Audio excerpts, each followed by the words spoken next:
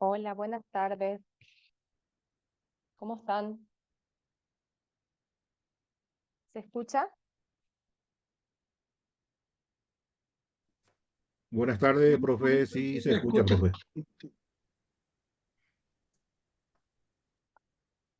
¿Ahí me escuchan? Perfecto, Sí, doctor. le estamos escuchando, profe. Ratito.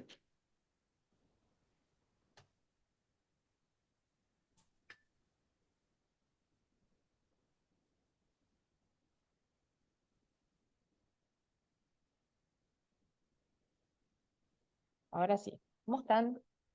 Vamos a comenzar.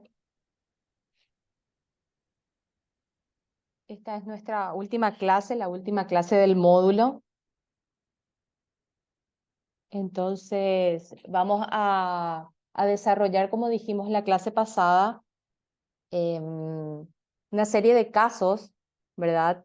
Ya sea casos que se iniciaron en el Tribunal de Cuentas, en lo contencioso administrativo, y los casos resueltos en la Sala Constitucional respecto a ya sea excepciones de inconstitucionalidad, ¿verdad? Planteados en procesos contenciosos administrativos y también contra actos normativos, leyes o decretos, ¿verdad? Em, Propuestos directamente ante la Sala Constitucional.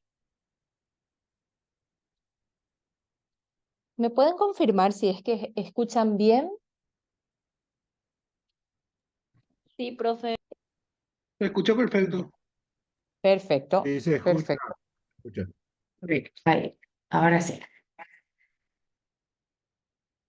Bueno, el primer caso que quiero analizar o queremos analizar el día de hoy tiene que ver con el agotamiento de los recursos ordinarios, ¿sí? Recordemos que el artículo 550 del Código Procesal Civil establece primeramente la procedencia de la acción de inconstitucionalidad contra las leyes, decretos, ordenanzas, como dijimos, actos normativos, pero en primer lugar hay que analizar respecto también a la ley 1462 y también a la 6715 si es que se han agotado todos los recursos ordinarios a los efectos primeramente de recurrir ante el Tribunal de Cuentas y también para promover la acción de inconstitucionalidad en este caso. Tenemos acá el caso de telefonía celular del Paraguay contra una resolución de vamos a decir, de la CONATEL, ¿verdad? De la Comisión Nacional de Telecomunicaciones. Son resoluciones dictadas en el año 2016, en agosto y en diciembre respectivamente. Y en este caso, la Corte había declarado o había resuelto no hacer lugar a la acción de inconstitucionalidad promovida. Pero vamos a ver las razones por las cuales la Corte Suprema de Justicia, la Sala Constitucional, no hizo lugar a esta acción de inconstitucionalidad. Como vemos, en primer lugar, la accionante, que es la telefonía, había promovido acción contra dos resoluciones de la CONATEL, ¿verdad? Directamente en acción de inconstitucionalidad, ¿verdad? También dijimos que el tiempo de la promoción de la acción o cuál es el momento oportuno para promover la acción de inconstitucionalidad, tanto para los actos normativos de carácter general como para los actos normativos o administrativos de carácter particular. En ese sentido, con el primer voto, ¿verdad? Que era en su momento de la ministra Miriam Peña, había dicho que primeramente se debía comprobar el cumplimiento de los requisitos de forma que dan viabilidad, ¿verdad?, al control de constitucionalidad. Y para ello ciñó su fundamento en el artículo 552, que hace referencia a los requisitos de la demanda, ¿sí? Y recordemos que este artículo 552 del Código Procesal Civil nos dice que al presentar el escrito de demanda, el actor debe mencionar claramente cuál es la ley, el decreto, el reglamento o el acto normativo, ¿verdad?, que se va a impugnar. También la disposición o disposición inconstitucional, ¿verdad? Además, debe citar la norma, la garantía, el principio constitucional infringido, y esa presentación, ¿verdad?, debe hacerse en términos claros o debe estar fundado en términos claros y concretos. En todos los casos, la Corte Suprema de Justicia va a verificar, ¿verdad?, si se hayan satisfechos estos requisitos, y lo va a desestimar si es que no está en forma, digamos, ¿verdad?, en la forma prevista en el 552. También hace alusión al artículo 12 de la Ley 609, que dice que no se dará trámite a la acción de inconstitucionalidad en cuestiones no justiciables, ni aquel que no precise la norma constitucional afectada, y tampoco aquel que no justifique la lesión concreta. En este sentido, se debe verificar primeramente. En este caso, la Corte sí había dado trámite inicialmente, como vemos la demanda de inconstitucionalidad data del año 2017, ¿verdad? 2017. Hay que tener en cuenta que las resoluciones son del año 2016, agosto y diciembre respectivamente, como habíamos dicho. Entonces, ¿cuál fue el criterio para rechazar la demanda? Por parte del primer voto, ¿verdad?, del propinante, dice que no se agotaron los recursos ordinarios en cuanto a las resoluciones administrativas, ¿sí? Ese fue el fundamento de la ministra Miriam Peña en cuanto a estas dos resoluciones administrativas, que no se agotaron estos recursos ordinarios, ¿verdad? En primer lugar, no debió recurrirse al Tribunal de Cuentas. Eso es lo que dice la ministra Peña. Y su fundamentación se basa en que cuando se trata de actos normativos de carácter particular, que en este caso son las dos resoluciones impugnadas, la norma nos exige el agotamiento, ¿verdad?, previo de las instancias recursivas, primeramente en sede administrativa y seguidamente en el área jurisdiccional, ¿sí? Vamos más adelante. Este es una resolución que explica, ¿verdad?, brevemente el procedimiento que se debe realizar, ¿verdad?, tanto en instancia administrativa, instancia judicial, para poder llegar a recurrir a una instancia a la Corte Suprema de Justicia en la Sala Constitucional. Pero básicamente el fundamento de la ministra en su momento para rechazar esta acción nos dice que estamos en presencia de normas ordinarias de aplicación directa, y por lo tanto es necesario que se agoten los recursos administrativos y también los recursos ordinarios ante el Tribunal de Cuentas, ¿sí? Por lo tanto, la acción de inconstitucionalidad en este caso no es la vía idónea para reparar el agravio del justiciable. ¿Y cuál fue el agravio del justiciable? Para entender un poquito mejor, nos dice que la telefonía promovió la acción de inconstitucionalidad contra las resoluciones, ¿verdad?, de la CONATEL, en el sentido de que la CONATEL carecía de competencia para entender en los sumarios administrativos, ¿verdad?, a raíz de unas denuncias realizadas por los usuarios. También su fundamento fue de que la autoridad competente era primeramente el Ministerio de Industria y Comercio, y seguidamente la CD, ¿verdad? Entonces, como vemos, la fundamentación de esta acción de inconstitucionalidad se trató no de que las resoluciones estaban basadas directamente en una norma inconstitucional, sino que el procedimiento que se llevó a cabo. Entonces, entendiendo de esa forma, era el Tribunal de Cuentas, no había una,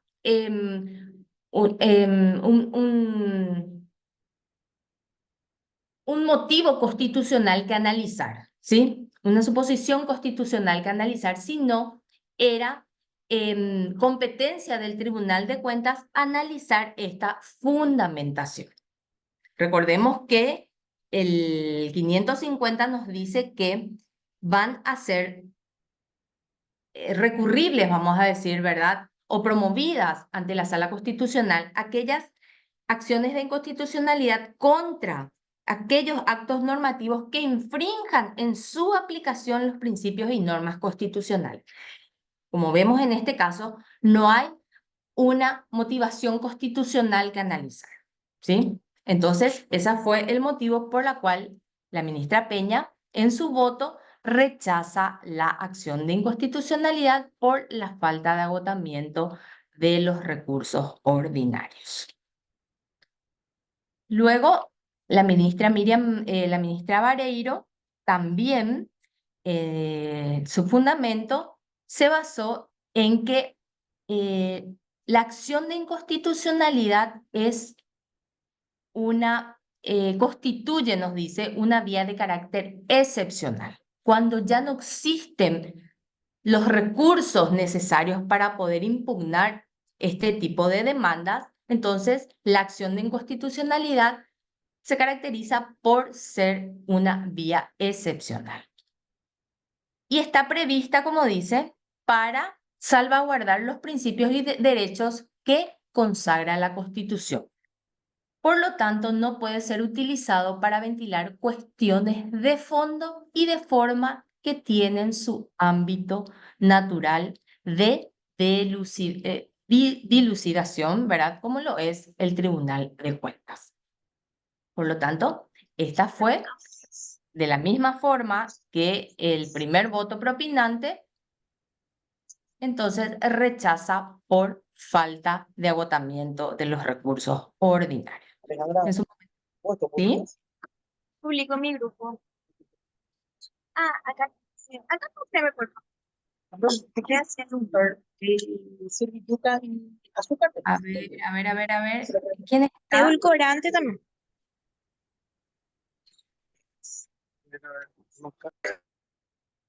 Ahí está. Bueno, continuamos entonces. A ver si puedo volver a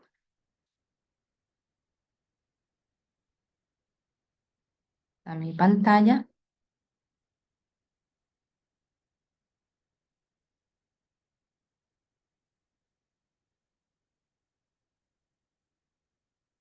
Bueno, entonces, como vemos, tanto el primer voto propinante como los demás se adhieren, ¿verdad?, al voto de la ministra propinante y, en cuanto a su fundamentación, rechazan o no hacen lugar a la acción de inconstitucionalidad.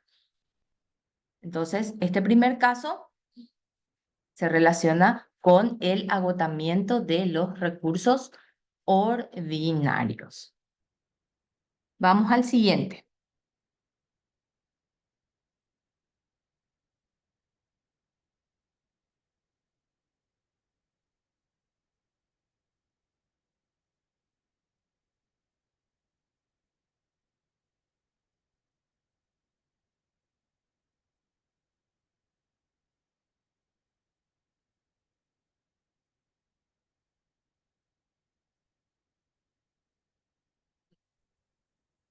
Es una acción promovida contra, se podría entender contra una ley, ¿verdad? Contra normas, contra una norma de la ley 3217 y contra una resolución administrativa. ¿Sí? Este es el caso de aquellas... A ver.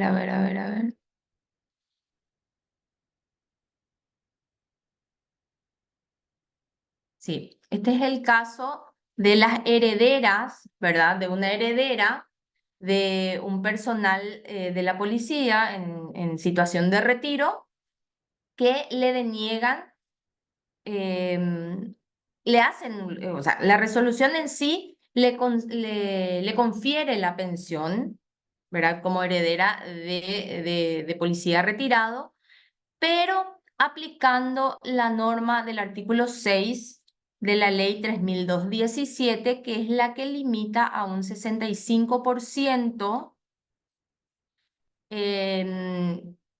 el haber de retiro que percibía su extinto marido, vamos a decir, ¿verdad? Como activo. Esta es una acción promovida directamente también ante la Sala Constitucional contra una resolución administrativa, ¿sí? Contra una resolución administrativa, pero que en su aplicación, vamos a decir, valga la redundancia, aplica o a consideración del accionante, aplica una norma inconstitucional, que viene a ser el artículo 6, que es la que le limita el porcentaje a percibir en concepto de pensión. ¿Qué nos dice el voto del propinante? El ministro Santander hace referencia de que efectivamente la accionante promueve una acción contra una norma, que es el artículo 6 en este caso, ¿verdad? Cita, redacta, ¿verdad? ¿Qué es lo que dice? Tendrán derecho a pensión los sobrevivientes de los jubilados, pensionados y retirados, ¿verdad? Del personal en la actividad. Nos dice cuáles son, quiénes son los sobrevivientes con derecho a pensión, etcétera, y limita, ¿verdad? La pensión a un 65%. Pero luego nos dice que la resolución que también ataca el accionante o la accionante, en su parte medular, dispuso, ¿verdad?, denegar por improcedente la solicitud de pensión como heredera del extinto en base a los siguientes fundamentos expresados. A ver. En el caso que nos ocupa, la acción va dirigida contra una disposición de carácter general, ¿sí? Que es, en su caso, la ley, o el artículo 6 en este caso, ¿verdad? Pero que este artículo se materializa respecto al accionante vía resolución número 3040 dictada por el Ministerio de Hacienda, la cual también es impugnada en este caso. La norma es de carácter general, ¿sí? Pero se constata que la resolución de carácter particular atacada, ¿verdad? En el año 2017, o sea, la resolución atacada es del año 2017. Y en esa resolución está inserta, vamos a decir, la norma general que ataca. Por lo tanto, haciendo el cómputo del lapso transcurrido, tenemos que, según el artículo 561, se presentó de forma extemporánea. ¿Por qué? Porque la acción fue promovida recién en el año 2022. Esto quiere decir que, por más que se haya atacado una norma de carácter general, se visualiza que esta norma fue materializada en una resolución administrativa. Se aplicó esa norma, ¿verdad?, en la resolución administrativa.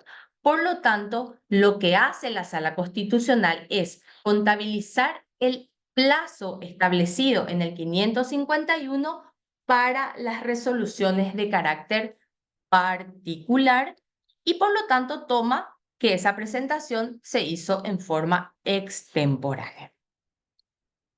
¿Se entiende? Esta resolución es del año 2017, pero recién se impugnó en el año 2022.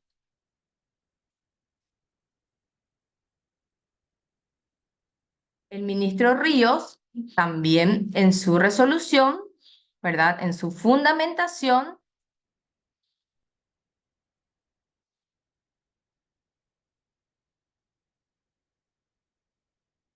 también nos dice que otorgó el legislador la atribución. Bueno, lo que hace el ministro Ríos es analizar la resolución, no toma el carácter extemporáneo de la resolución administrativa y analiza, ¿verdad? ¿Por qué? Porque también se impugnó la norma de carácter general.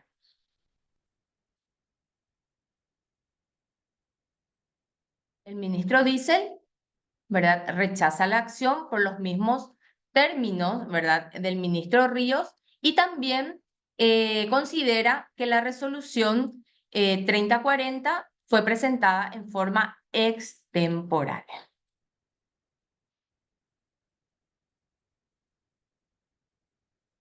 Entonces, en cuanto a el resuelve, ¿verdad?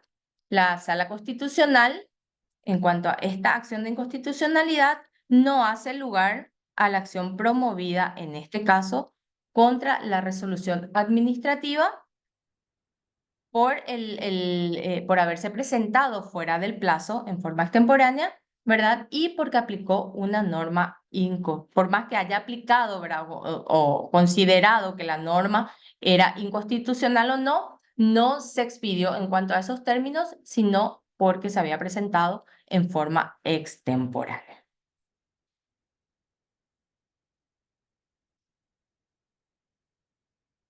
¿Tienen alguna consulta hasta acá? A ver.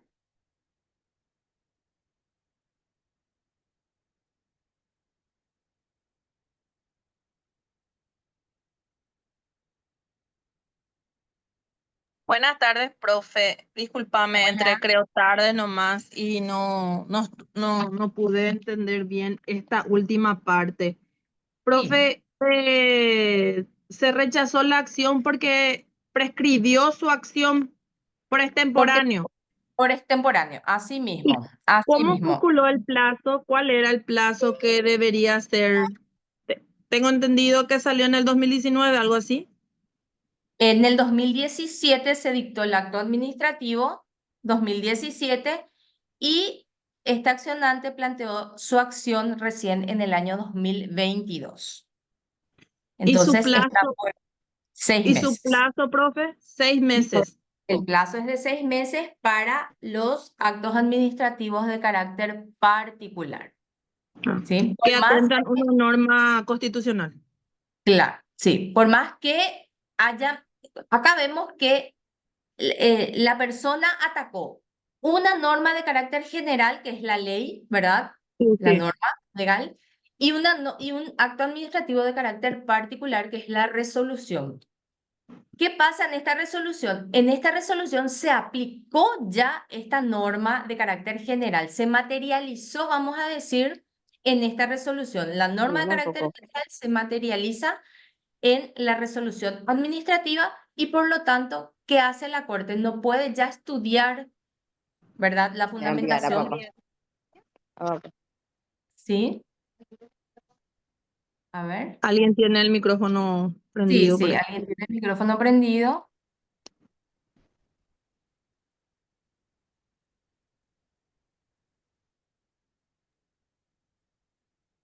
A ver, ahora sí.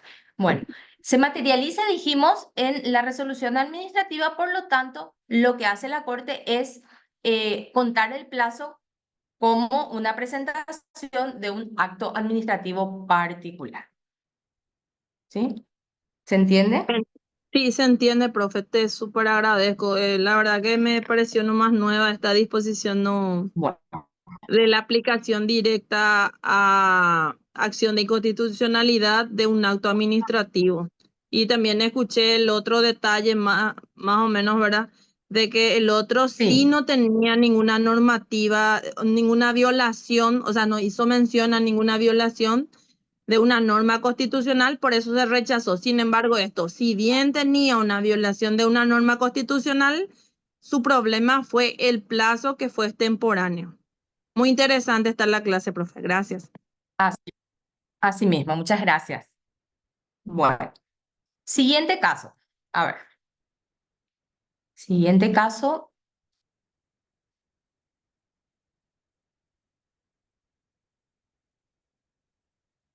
Bueno.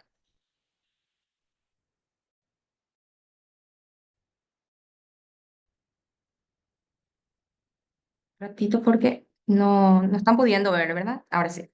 Ahora sí. El caso es la acción número 2185 del año 2019. En este caso, se promueve acción contra un artículo, ¿verdad?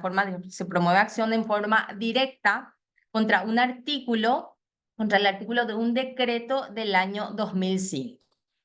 El decreto, o era el decreto 6359 del año 2005.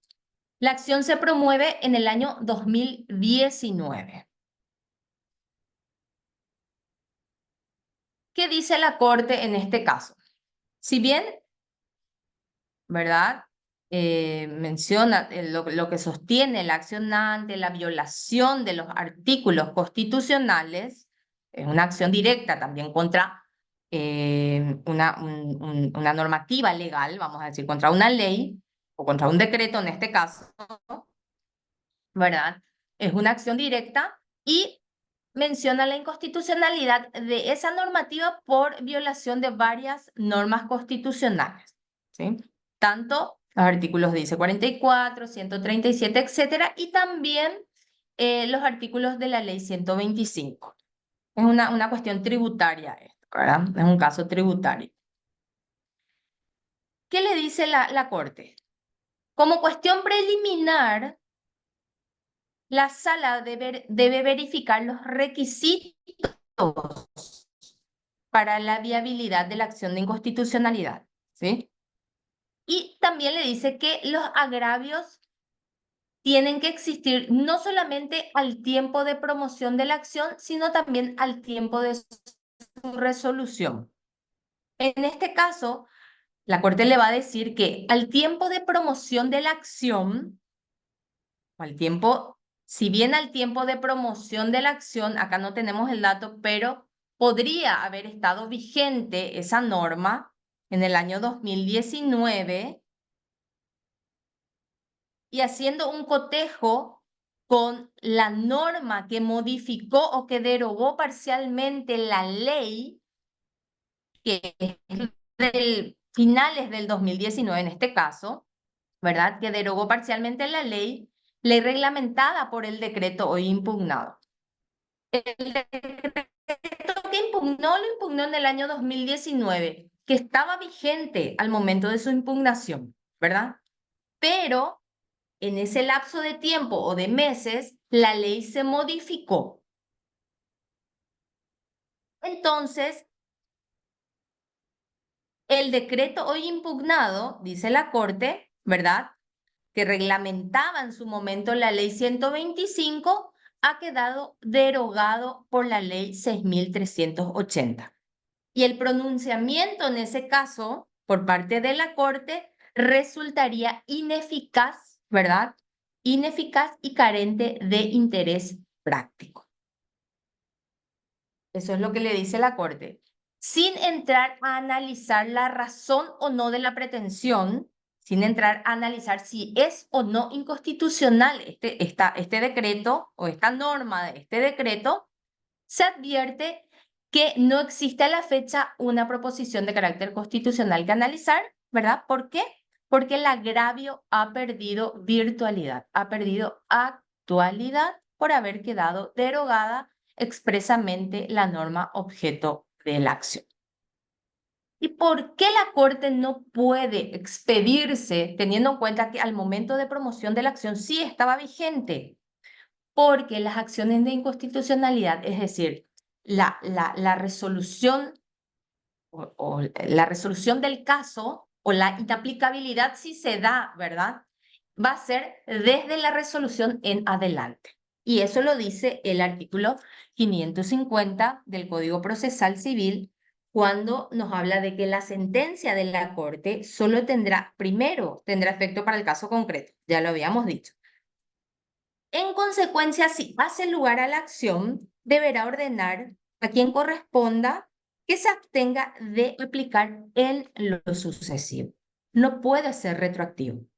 La resolución que, eh, que concede, ¿verdad?, la inconstitucionalidad de la norma y la inaplicabilidad de la norma tiene que ser desde la resolución en adelante. No se da, ¿verdad?, un efecto retroactivo. ¿Por qué? Por el artículo 555 del Código Procesal Civil. Se abstendrá de aplicar en lo sucesivo al favorecido por la declaración de inconstitucionalidad la norma jurídica de que se trata. Por lo tanto, en este caso, se declaró, vamos a decir, se rechazó la acción de inconstitucionalidad. ¿Por qué? Porque la norma impugnada ya no se encontraba vigente. Ya perdió total virtualidad por haber sido derogado por otra norma, por otra norma, ¿verdad? Por la norma siguiente. ¿Sí?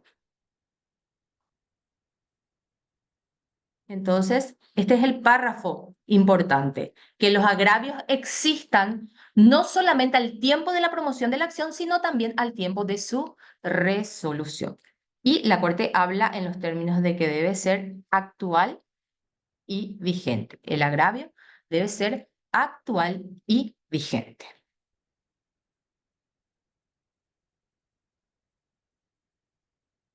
¿Consultas con este caso?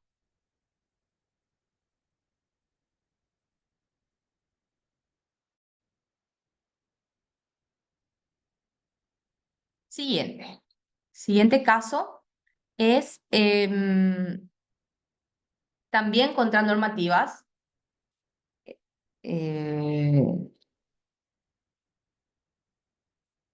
Contra normativas legales. En este caso son artículos, ¿verdad?, de la acordada de la Corte Suprema de Justicia que establece, vamos a decir, el régimen disciplinario del Poder Judicial y también algunos artículos de la Ley 605 que organiza la Corte Suprema, 609 que organiza la Corte Suprema de Justicia. En este caso, si bien también es una acción directa contra una norma o contra varias normas, ¿verdad?, de la acordada y de la Ley 609, el accionante fundamentó su acción, expuso, ¿verdad?, la violación de ciertos principios y normas constitucionales, etcétera, pero la Corte, en este caso, resolvió que el accionante no adecuó el agravio que le causa o no expuso concretamente cuál es el agravio que le causa la aplicación de todas las normas impugnadas. ¿Sí? No expuso porque la norma nos dice, debe exponer en términos claros el agravio que le causa. Y en este caso no se pudo determinar o no se pudo entender cuál fue el agravio que le causaron, que le causaron en su momento, ¿verdad?, las normas impugnadas, las normas legales impugnadas, incurriendo sus argumentaciones en lo que se señala como perjuicios inciertos. ¿Sí? No hay un agravio actual y real y cierto. Entonces, en el mismo sentido que el anterior, si bien el anterior ya en su momento se pudo determinar que expuso concretamente el agravio, la norma en sí ya estaba derogada. En este caso, vemos que el agravio no fue, vamos a decir, no fue determinado específicamente, ¿sí?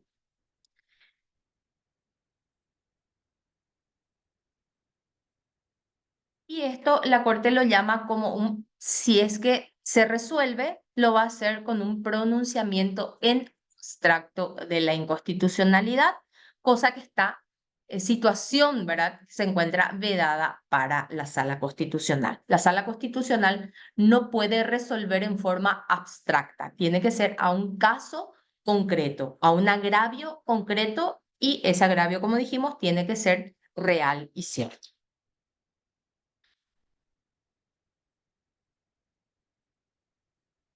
Como ven, se rechaza entonces la acción promovida en este caso.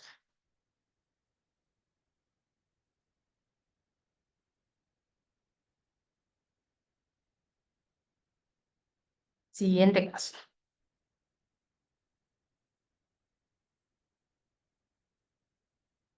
Esta es una acción que se promueve también contra un artículo, contra una norma, ¿verdad? Una norma legal, que es una cuestión de la caja bancaria, que esta norma lo que hace es prohibir la devolución de los haberes, de los aportes, ¿verdad? Jubilatorios, si es que no cumple ciertos requisitos determinados en la ley. ¿Qué pasa en este caso? Se promueve la acción contra el artículo de la ley 2856, pero también se promueve contra la nota, ¿verdad?, denegatoria, ¿sí? Contra la nota denegatoria. Como vemos, es del año 2021. Esta nota también es del año 2021 y se hace un análisis del artículo en sí inconstitucional. Esta persona promovió en tiempo, la acción promovió en tiempo, explicó cuáles son los agravios que le causa la norma, cuáles son las normas violentadas de la Constitución, ¿verdad? La violación de las normas constitucionales, expuso correctamente, y la Corte en sí le hizo lugar a la acción, ¿verdad? Teniendo en cuenta que esta norma legal viola ciertos principios y normas constitucionales, ¿verdad? Como el derecho el principio de igualdad, la propiedad privada, etcétera, etcétera. Acá lo importante es que cuando hablamos de una nota, de la nota, ¿verdad? Tenemos que saber, y esto la Corte al analizar nos dice que hay que destacar que esta nota resulta la exteriorización de la decisión de la caja bancaria, en este caso, de denegar el pedido de devolución de aportes, ¿verdad?, por aplicación de la norma impugnada. En este caso, entonces, vemos que la nota, independientemente qué tipo de documento se refiera, es una nota de exteriorización de la caja firmada por la autoridad, ¿verdad?, superior de la caja bancaria en este caso, y es una exteriorización que aplica la norma impugnada. Por lo tanto, vemos que es una resolución administrativa, ¿verdad?, que se basa en una norma inconstitucional. Por lo tanto, no fue necesario recurrir primeramente ante el Tribunal de Cuentas, ¿verdad?, para votar, vamos a decir, los recursos ordinarios, sino que la Corte admitió la acción en este caso. ¿Por qué? Porque es una resolución administrativa que consideró que aplicó una norma inconstitucional.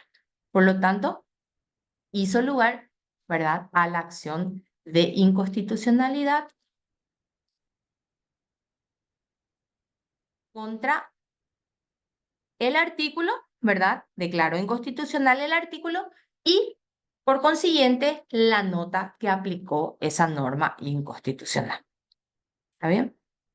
Como ven, el efecto de la resolución de la Corte no es la nulidad, no declara la nulidad del acto administrativo, ¿sí?, sino declara la inaplicabilidad del artículo y de la resolución administrativa.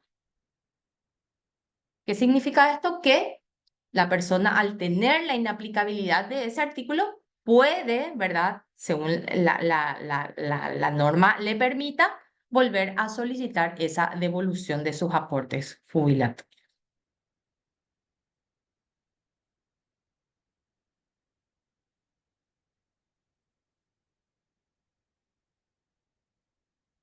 A ver qué otro.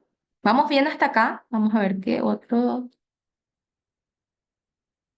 Bueno, lastimosamente grabé encima de una resolución, ¿verdad? De un acuerdo y sentencia de la Corte, que no es este que estamos viendo, pero el caso era que venía contra un dictamen no recuerdo bien si era del Ministerio de Educación, bueno, en sí era de una institución, ¿verdad?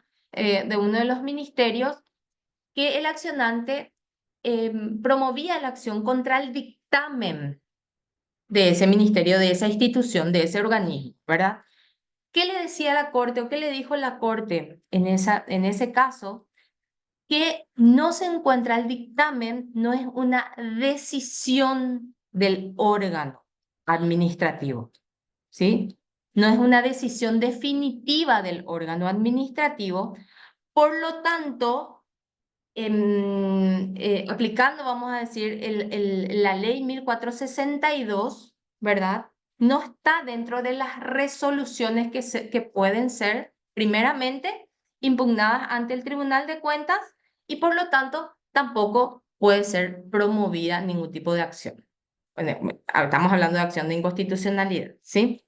¿Por qué? Porque el artículo 550 dice solamente aquellas resoluciones administrativas, resoluciones u otros actos administrativos. Y la ley 1462 nos dice que no debe haber recursos administrativos pendientes. En este caso, un dictamen es solamente una... la asesoría, vamos a decir, es un órgano consultivo, ¿verdad? Que saca una opinión, ¿verdad? Y esto deriva al órgano superior de la institución y es el órgano superior el que tiene que resolver en estos casos. Ahí recién daría paso, si es que no hay recursos administrativos, ¿verdad?, que agotar para que se pueda plantear o el recurso ante lo contencioso administrativo o la acción ante la sala constitucional. Por lo tanto, cuando se quiere promover una acción contra o se quiere plantear una demanda contenciosa administrativa contra un dictamen, no corresponde, ¿verdad?, la admisión.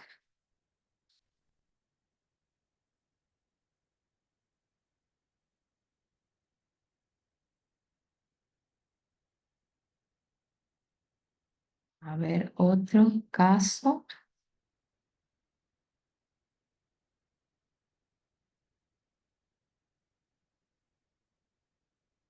¿Preguntas? ¿Dudas? Mientras voy mirando otros casos que podemos analizar. Estos son los casos más comunes que se presentan, ¿verdad?, ante la sala constitucional. En realidad, muy pocos, son pocos, ¿verdad? Son pocas las acciones que se plantean contra resoluciones directamente del Tribunal de Cuentas. Muy pocas acciones que se presentan ante la sala constitucional. ¿Por qué? Porque tienen su vía recursiva, que es la sala penal. Y es en donde efectivamente se puede, ¿verdad?, dilucidar estas cuestiones de legalidad, vamos a decir, ¿sí? Solamente cuando se trata de alguna cuestión constitucional y, como dijimos, la aplicación de alguna norma inconstitucional, o bien cuando hablamos de la ley, del artículo 556 del Código Procesal Civil, que nos dice cuando por sí mismas sean violatorias de la Constitución Nacional, ¿verdad?, que es una constitucionalidad directa de alguna resolución judicial. Pero, como les digo, muy pocas veces se presentan acciones en contra de resoluciones directas, ¿verdad?, del Tribunal de Cuentas. Más eh, se presentan excepciones de inconstitucionalidad, ¿verdad? De excepciones, y ya vimos el mecanismo que se puede utilizar, o el mecanismo que prevé la norma para las excepciones de inconstitucionalidad, que se dan al contestar la demanda o la reconvención. Tuvimos casos también que se plantearon o se opusieron excepciones de inconstitucionalidad contra un acto normativo, contra una norma, perdón. Actos normativos le decimos, pero en realidad son artículos, son normas, pero que fueron opuestas directamente al promover la demanda contenciosa administrativa. Se opone esa excepción de inconstitucionalidad, esa excepción es elevada a la Sala Constitucional de la Corte y la Sala Constitucional directamente rechaza por defectos formales, ¿verdad? Porque no es el momento oportuno para oponer la excepción de inconstitucionalidad. ¿Por qué? Porque el momento oportuno es al contestar la demanda o la reconvención. En su caso, ¿verdad? Entonces, no se puede oponer excepción cuando se plantea directamente la demanda. Otro caso que se plantearon en su momento o se llegaron a plantear fueron las consultas constitucionales, ¿verdad? Cuando es el magistrado el que tiene la duda de aplicar, tiene la intención de aplicar alguna norma que él considera inconstitucional, entonces elevaba a la Corte la consulta constitucional. A ver si tengo alguna de ellas.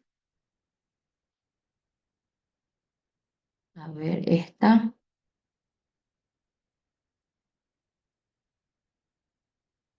En realidad, esta era una consulta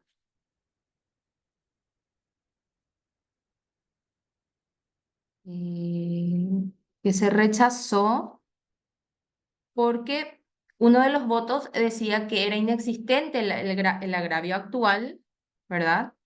Porque la ordenanza estaba ya también derogada.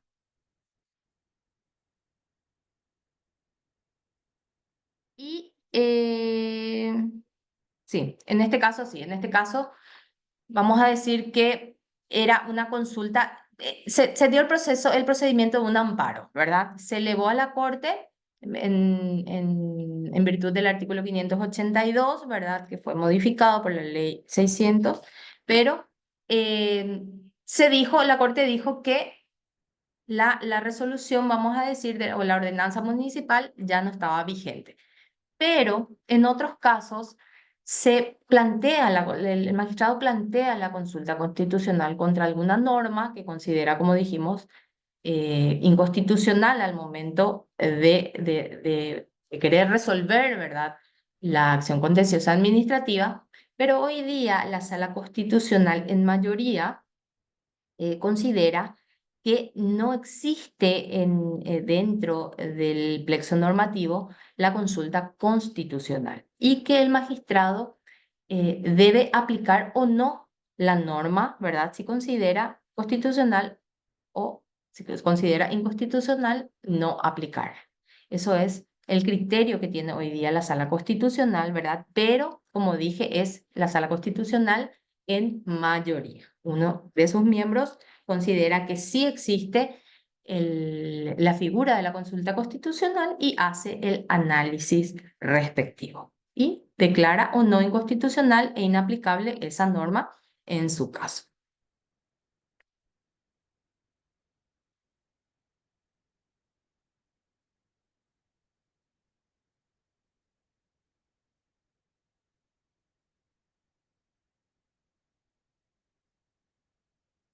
Bueno.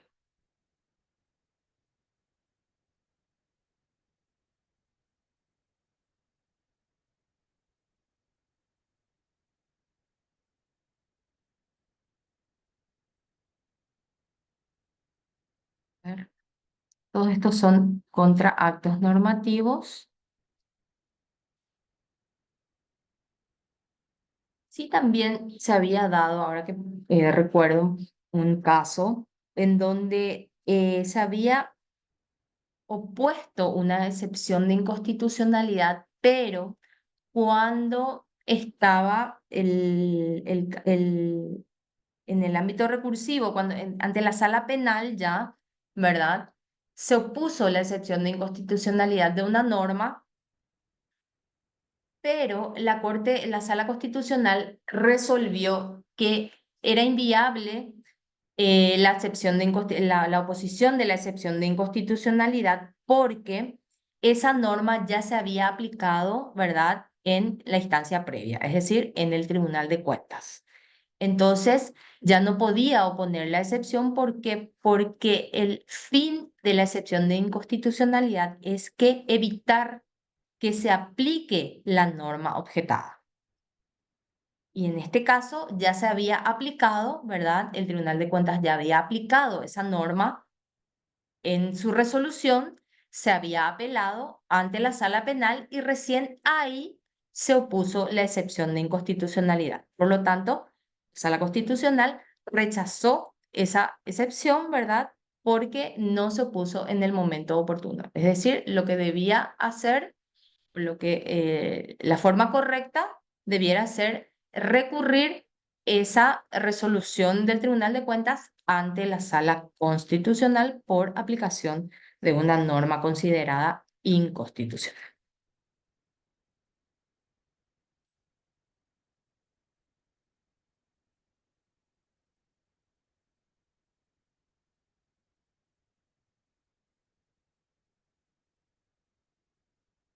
Bueno, creo que en la mayoría de los casos, como les dije, son normas, se recurren, ¿verdad? Se accionan o se promueven acción contra actos normativos, directamente contra actos normativos, ya sea resoluciones de algún organismo o entidad del Estado, ¿verdad? Y ahí es donde la Corte analiza si corresponde o no dar trámite a esa acción, ya sea por agotamiento, por falta de agotamiento de recursos administrativos, por falta de agotamiento de recursos ordinarios. ¿Sí? También se promueve acción en contra de normas, de leyes, de decretos que en la mayoría, ¿verdad?, que son la mayoría en la Sala Constitucional, y eso sí se analiza, se estudia y se resuelve, ¿verdad?, estudiando el fondo, ¿verdad?, estudiando los argumentos presentados por la parte, por el accionante, ¿verdad?, en este caso. Ahora, la excepción, como vimos, son aquellas normas que ya se hayan aplicado en alguna resolución administrativa y por lo tanto ahí sí se toma como que el planteamiento es regido, ¿verdad?, por el 551 si está dentro de la temporalidad, si la presentación se realiza en tiempo. Bueno, creo que estos son los casos más comunes que se presentan en la Sala Constitucional. Si tienen alguna anécdota, vamos a decir, o algún caso que hayan planteado, que hayan promovido acción, si nos pueden también contar, ¿verdad?, cuál fue su experiencia ante la Sala Constitucional, entonces le podemos escuchar. Tenemos tiempo todavía. Y también si hay alguna duda en cuanto a los casos presentados, a alguna duda ante las normas que estuvimos mirando en la clase pasada, ver ante el procedimiento llevado a cabo ante la Sala Constitucional, entonces estamos en tiempo para poder resolver sus dudas.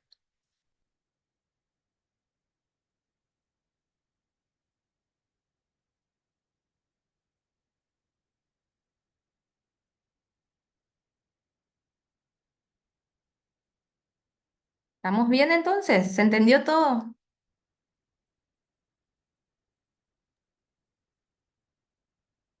Hasta aquí sí, profesora. Bueno, gracias, Mario. Gracias, gracias. Y bueno, entonces, yo creo que con esto podemos decir em, que están resueltos todos los módulos, todos los temas, ¿verdad?, que se tomaron, que se expusieron en los diferentes módulos. Y ya nos queda el examen del día miércoles, que se va a tratar de todo lo que es el proceso constitucional, el proceso de la acción de inconstitucionalidad. No solamente la acción, sino también la excepción, ¿verdad? Tanto desde el artículo 538 del Código Procesal Civil hasta el artículo 564, ¿verdad? Del mismo código, el Código Procesal Civil.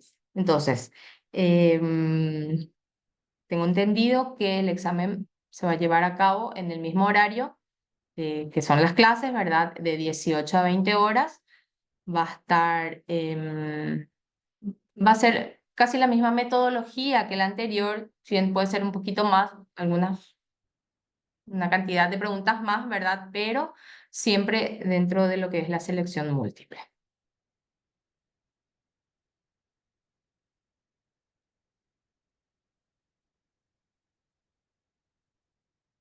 Bueno, entonces, ya que no tenemos ninguna duda, ninguna pregunta o algún comentario que quieran hacer, podemos, a ver, tenemos un mensaje, pero, bueno, es por la lista, es por la lista. Creo que ustedes marcan lista también, marcan lista en la plataforma, ¿verdad? Sí, así mismo, profe. Sí, profe, Así mismo. la asistencia.